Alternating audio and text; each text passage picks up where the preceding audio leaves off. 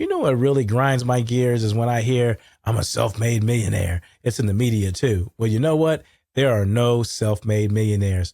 Bank of America did a study of those with at least $3 million in investable assets, and only 27% reported that they are truly self-made. Today, we're going to chop it up about what it means to be a self-made millionaire and why it goes beyond an inheritance and why this myth is harmful. Let's chop.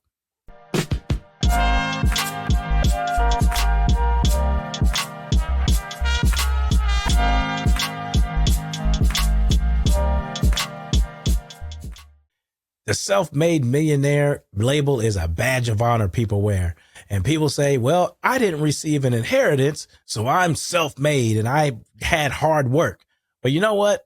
Being successful goes beyond just an inheritance, and your proximity to affluence and wealth and resources can help your journey. We're going to chop it up why. Hi, my name is Dr. Preston Cherry, founder and CEO of Concurrent Wealth Management, where we help you align your life and money to help you live your wealth your way. And if you like what you see, feel, and hear on the show, hit that subscribe button and share with your family, friends, and colleagues. All right, let's chop. Every time I turn around, there's somebody quoting about what it means to be a self-made millionaire, and that 80 or 90% of millionaires are self-made because they did not receive an inheritance. These folks didn't receive an inheritance. Well, being self-made goes a long way further past just an inheritance. There are so many other factors that with a sense of gratitude can really flush out what it means to build oneself up and become successful with resources that are outside of an inheritance, that are not counted in a lot of conversations and media articles and books, popular books that talk about this topic. Now, my book, Wealth and the Key of Life, chops it up about this topic, and it lends to a different perspective. Having this toxic self-made millionaire label, it seems like everybody's bootstrapping around here and pulling yourself up by your bootstraps and hard work, and that's it. And some of the choices that you make, and that's all that contributes to your success. And really, coming from a sense of gratitude will help see that success through a different lens. No one is truly self-made. There are in-cash assistance, non-cash assistance, proximity to affluence, upper middle class, education, strong parents, and a long list of others that contribute to one being a successful millionaire. And today we're going to chop it up about that. Now, I'm not knocking hard work and choices and being ambitious, right? All those are key elements of being success, but you can be self-determined, but not be self-made. Two different things, right? And when we talk about self-determination, sure, you have all those factors inside of you, but being truly self-made means you bootstrapped your way there and didn't receive any type of human capital, non-cash, or social assistance in your upbringing. And most of the time, that's simply not true. And when we look through a lens of who helped us along getting to where we are and where you are being successful, then it becomes a little bit more apparent that there has been some help along the way. So let's go into what we mean by debunking the self-made millionaire myth. There was a study by CNBC that said that at least 60% of millionaires had some sort of financial help some way, and particularly with home buying assistance. So that down payment, right? And this is what we're talking about. That's not necessarily an inheritance, right? And people hang their head at, I didn't inherit any money, right? And totally discount the non-cash and cash assistance and social networks that you grew up around, right? That's environment, okay? All of these other non-inheritance factors that contribute to one being successful and thriving as a person and financially. And when we talk about making a down payment on a home, statistics consistently show that home ownership helps build wealth exponentially, and being able to buy a home with 20% down, so to speak, and avoid PMI, which is primary mortgage insurance, having a lower interest rate. All right. That type of assistance right there helps as a starter ground for building and generating wealth. Right. And there's no problem getting assistance. Right. There's no shame in that. And you don't have to say, well, no, I don't want that because I want to be self-made. Right. If parents or their other resources have the resources that you have access to and you receive them in order to be where you are right now in your successful life, that's totally okay, right? Nobody has any problem with that. What the issue is when folks say that just because I didn't receive an inheritance, it makes me self-made, and nobody else or nothing else or no other resource helped me get me where I am today. That becomes toxic in many ways. Let's break down that Bank of America study that I was talking about. And only 27% of folks with at least $3 million in investable assets, so, those, wealthy folks or affluent folks, right, say that they were truly self-made. Another 27% said that, yes, they did receive some sort of inheritance. And then a large portion, 46% of people, are in the middle. They said they did not receive an inheritance. However, they grew up affluently and had access to good environments, good parents, good education, right? So these are these areas that we're talking about that really help shape and build a foundation for becoming wealthy. And actually, a lot of self-made millionaires, one thing they have in common, right, is not necessarily an inheritance, right?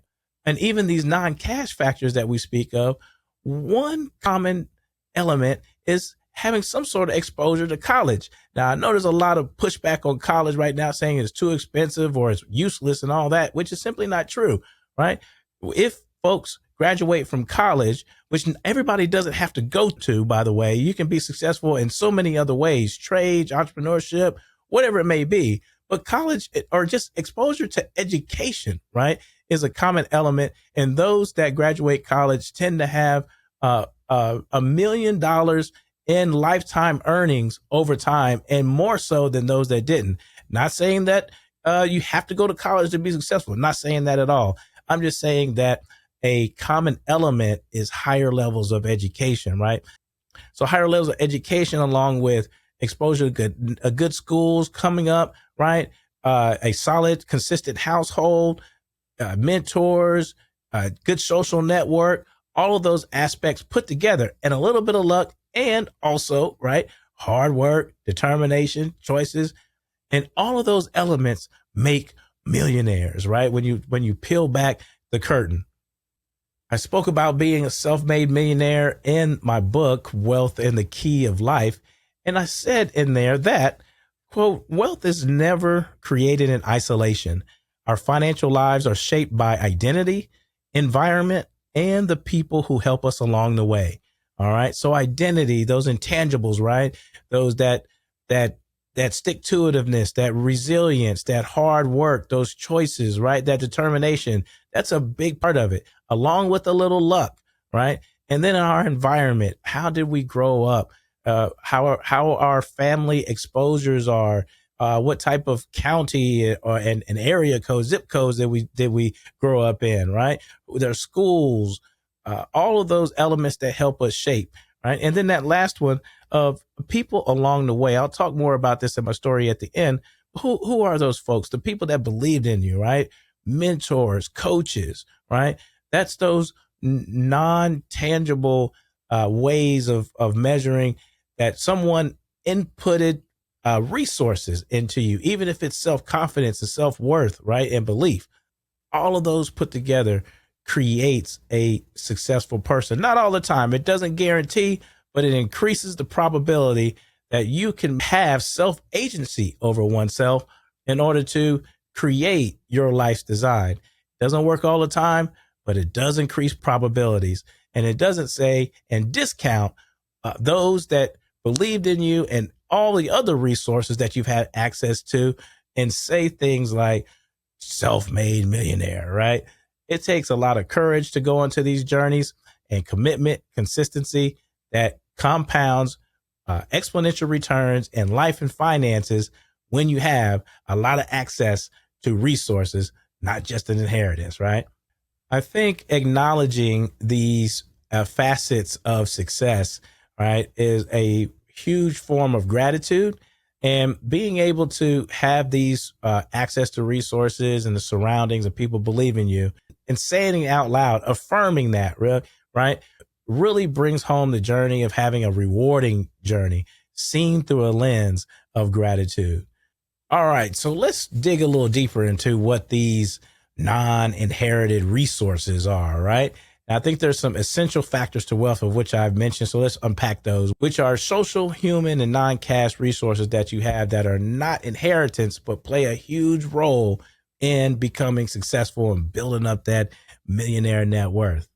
Now, let's break down a little further about what those three non-inheritance factors are about building up a millionaire net worth or acknowledging what your millionaire net worth is and what it means to be successful and why you're successful. And that is human capital, social capital, and non-cash capital, and even cash capital, those financial inputs that were placed in you in order to help you further along your drive and determination and choices and a little bit of luck in order for you to become successful. And by acknowledging these, again, we're going to help the public and help people that see your testimony, right, want to continue their aspiration to build their life design and give you confidence and security and clarity about your own finances because you're looking through a lens of gratitude. I like that G word. And I always share with folks when folks say secure the bag, right? That's securing the life that you want through income and assets and wealth, right? So you can invest into your well-being. Another way of saying secure the bag is BAG, secure the BAG, which is being a grit, gratitude, and grace, giving you those three G's so you can become successful.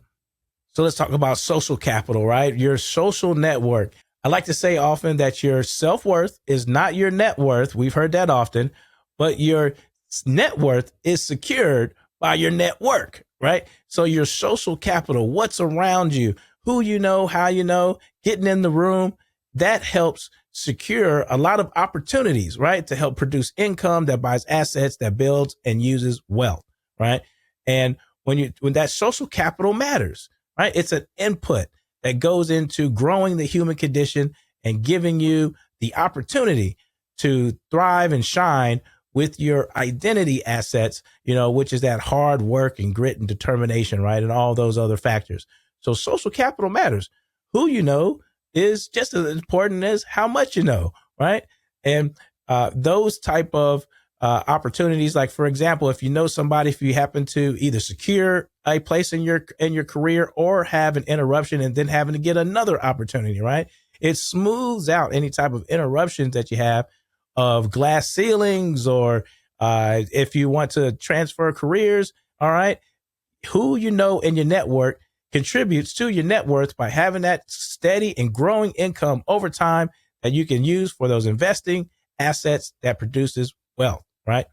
Social capital matters. All right, let's pivot into human capital, the investment into self, right? When you're talking about your greatest asset is yourself. So when you invest in yourself, then you have the greatest compounding asset ever, you. And when you invest in yourself, that return on investment has limitless opportunity. And not only are you have invested in yourself and keep investing in health, right? And growing education, just information inside of you, getting good at what you do, right? Being a master at what you do, whether it be entrepreneurship or being a professional or being an artist or whatever it may be, right? That has compounding results. Also, someone else placed some human capital into you, right? When you're talking about your parents, I talk about my parents often. There's a couple of podcast episodes on this, and I talk about it in my writings and even my book, right? When you talk about parents and what they invested into you, right? You becoming a worthy person, a valuable person, a confident person. So self-worth, self-value, and self-confidence, all of those elements are your greatest compounding assets. And one of the reasons, right? That you are successful today or you will be successful. Okay. So human capital matters. Another form of human capital is your environment, right? So that's another way that, my parents invested in me and also many others have invested in you, right? What was that environment that helped you be who you are, right? Did you have access to resources? And we'll talk about a couple of stories of Arnold Schwarzenegger and Bill Gates here in a minute, right? Particularly Arnold, who says he's not a self-made millionaire. There are access to resources, particularly environment. Was it positive? Was it uplifting? Where you belonged, right? All of these, where you love consistently, right? All of those matter because you can use yourself. It's called household production theory, is where you have all of these elements that go into a person, right? That help you become more productive, generating more income so you can buy more assets to create wealth, and you use that wealth to live the life that you want and what that you value most, right? So another form is human capital. It's not an inheritance, but it's an essential factor of becoming successful. A huge head start in life is not having to become from behind, right? So we have to acknowledge and affirm these opportunities, right? And all the studies and statistics that you unpack, first of all, there's more than an inheritance that makes you successful, right? And there's when you talk about true bootstrapping, those that came from low income environments and maybe even poor, right? And came from environments where they didn't necessarily have a social circle. And sometimes even those stories have social circles, right? There's a small element of society that truly bootstraps and can call themselves self-made with no other type of help, right? Outside of inheritance. And this is what we mean about being successful with your other resources.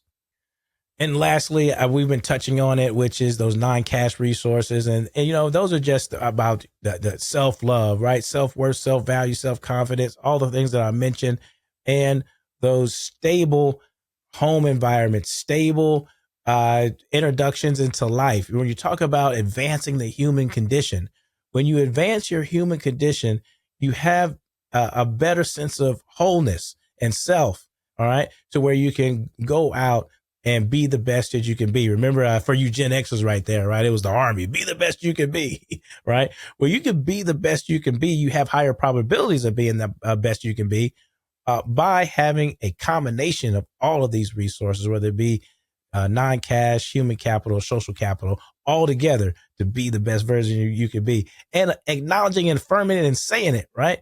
So you can live in more gratitude about your success.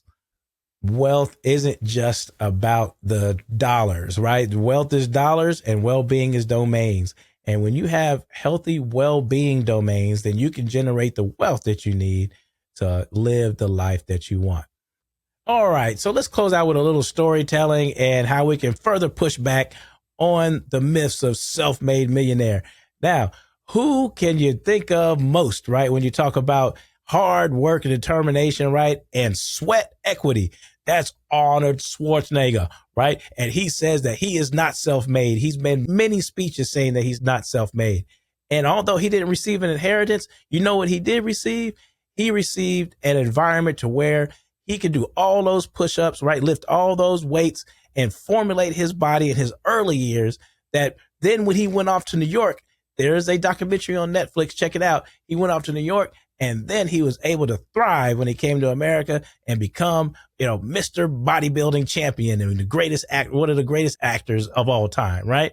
So again, although he did not receive an inheritance, he said he had people that believed in him, coaches, mentors, right? An environment to where he can build himself up. And had he not had that, right, then he wouldn't be where he is today, right? So the king, right, of hard work, right, Arnold Schwarzenegger, right? Even he says that he's not self-made. Let's take Bill Gates, for example. A lot of people like using Bill Gates' story. And even he wasn't a self-made millionaire, even though he is an inventor and worked wonders in the world of Microsoft and computing, right? But he had access to affluence with his parents. They were not poor. Bill went to private schools. His mother had contacts to the IBM CEO, right? And got him some referrals. So there was a lot of non-cash, social, right, and human capital elements that were invested in Bill in order for him to give him the opportunity, right, to have this entrepreneurial and innovative spirit. So all those resources, and mainly, right, the proximity to affluence, which is good homes, good schools, right, all those other resources, and also the social network, right, with his mom having connections, that helps. Now remember, your self-worth is not your net worth, but your net work helps your net worth, right? And so those are two examples right there about where human capital and other elements of inputs can help you thrive. There is no shame in accepting and being a part of these resources and admitting that you've had these types of helps to make you successful, right? It actually encourages folks to be on their path. It gives you a sense of gratitude to continue on your path and pay it forward. Somebody did it for you. Do it for others, right? And a little bit about my story is I talk about my parents all the time. I and my sister, we would not be where we are without those steady inputs. And a long time ago, my parents made a decision at a very early age because they got married young. They've been together 46 years. They decided to move us out to the suburbs and get a good school education, right? Good, solid, consistent environment. As a matter of fact, my parents still live in the home that my sister and I grew up in, right? And all of those elements, seeing healthy relationships, working through challenging times, talking about challenging times and all that helped me where I am today. It also helped me through periods of challenging times. And I remembered that foundation in order to pick myself back up. Now that took self-resilience, right? But it wasn't without those other inputs that helped me be a all around better human being and continue to strive and thrive through those challenging times and uplift, all right, those champion moments. And I admit that I had a lot of inputs invested in me. People have believed in me, y'all. And this is why I'm talking to you. And that's why I have the book, Wealth and the Key of Life. And I show you why these areas and how going about creating your life design and living through a lens of gratitude can help you acknowledge and affirm, right, where you are today and where you want to go. All right, that's what I got for you. There are no self-made millionaires. Let me repeat, there are no self-made millionaires. Go ask some folks about their inputs that I've mentioned in this show, and I'm telling you that myth will be continually debunked. All right, that's what I got for you. If you like what you hear, see, and feel on the show, please like and subscribe and share with your family and friends. All right, and until next time, we'll shop soon.